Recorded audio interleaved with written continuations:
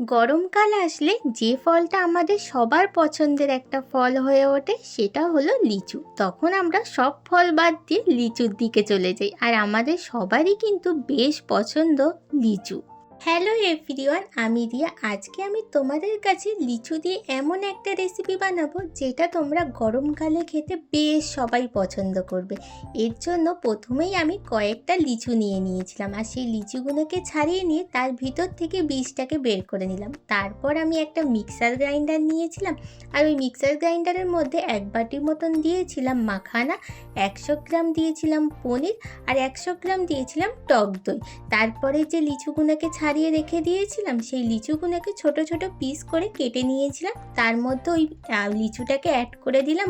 এরপরে দিয়েছিলাম 2 চামচ মতো চিনি। তোমরা যে যেরকম মিষ্টি খেতে পছন্দ করো সেই রকমের চিনি অ্যাড করবে, কারণ অলরেডি লিচুটাকে অ্যাড করার পর একটুখানি তো মিষ্টি হবেই।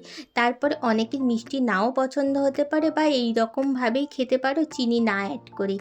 তো আমি চিনি অ্যাড করেছিলাম, দেখলাম যে মোটামুটি একটু টক আছে, টক দই দিয়েছিলাম বলে, তো সেই জন্যে আমি চিনিটাকেই অ্যাড করেছিলাম। মিক্সার গ্রাইন্ডারের মধ্যে সব কিছু দিয়ে ভালো করে ব্লেন্ড করে নিলাম। আমি কিন্তু এর মধ্যে একদমই জল অ্যাড করিনি, তাই জন্য এত সুন্দর ঘনত্ব এসেছে। জল অ্যাড করলে একদমই এর ঘনত্বটা থাকতো না। তারপরে আমাদের রেডি হয়ে গেল মাখানা লিচু মুজ। আর মাখানা লিচু মুজটাকে সাজানোর জন্য ওপর থেকে আমি অল্প একটু পেস্তা বাদাম আর দিয়েছিলাম ছোট ছোট করে কেটে রাখা লিচু, আর মাঝখানে একটা লিচু দিয়ে তার মধ্যে দিয়ে দিয়েছিলাম সিলভার পেপার।